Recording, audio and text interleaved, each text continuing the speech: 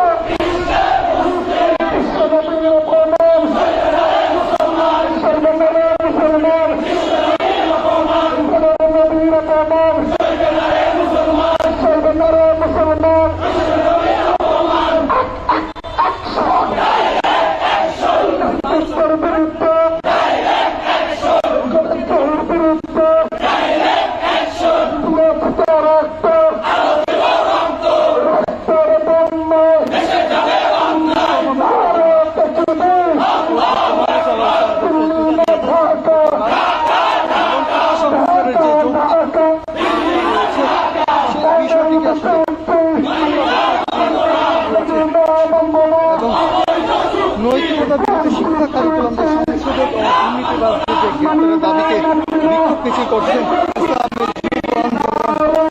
বাংলাদেশ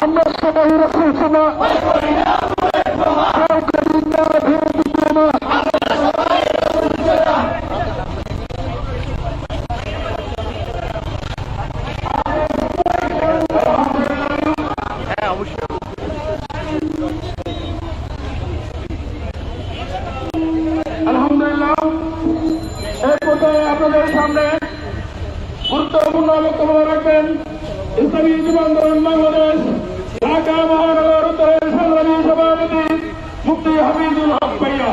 বক্তব্য রাখবেন মুফতি হাফিজুল হক ভাইয়া।